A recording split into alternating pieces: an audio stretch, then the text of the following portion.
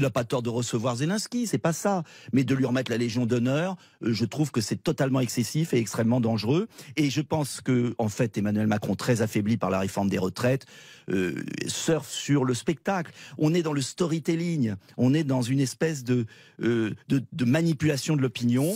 Et c'est la France. C'est la France qui va le payer cher, en difficulté sociale, économique. C'est une folie. On est en train de sortir de l'histoire pour 50 ans. Et il y en a deux qui se frottent les mains. Les États-Unis qui sont en train de tuer l'économie européenne. Et la Chine qui est en train de récupérer le monde. Surfe sur le spectacle, on parle d'une guerre qui est à nos portes. Oui, et justement, parce que je veux qu'on arrête cette guerre. Parce que ce sont les Ukrainiens qui sont de la chair à canon.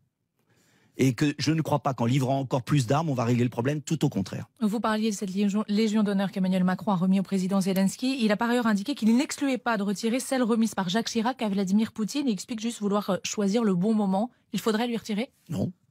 Si on en laisse à une, pourquoi on le fait à l'autre? Ou on retire les deux, ou on n'en retire aucune. Tout ça est grotesque, c'est du spectacle.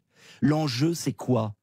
C'est est-ce que l'Europe va être le champ de bataille d'un affrontement entre les États-Unis et la Chine? C'est ça qui est en train de se produire. Et là, c'est l'avenir de nos enfants et nos petits-enfants pour 50 ans. Et j'aimerais que le personnel politique français ait un peu plus de courage, parce que c'est pas populaire ce que je dis là, je le sais, mais un peu plus de courage, et qu'on présente ce plan de paix. Et que ce plan Israël, de paix avec un retrait total des Russes, bien sûr, un retrait, l'autonomie du Donbass, comme c'était prévu à Minsk, qu'a refusé Zelensky, la neutralité de l'Ukraine, parce que l'Ukraine a été russe pendant 400 ans, on peut comprendre qu'il faut une zone neutre entre d'un côté l'OTAN et la Russie. Je ne pense pas, les Américains n'ont jamais accepté qu'à Cuba il y a des missiles russes, et ils les ont fait retirer. Les Américains n'accepteraient pas que le Mexique soit une base russe ou chinoise. Donc il faut revenir à la raison. Mais c'est un discours difficile dans la passion. Mais la passion, elle mène à des drames. Et c'est l'avenir du continent européen, on le voit, qui est en cause. Mistake, all right?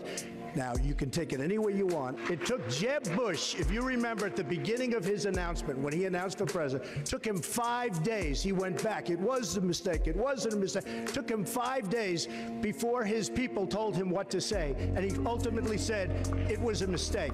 The war in Iraq, we spent $2 trillion, thousands of lives. We don't even have it. Iran is taking over Iraq with the second largest oil reserves in the world.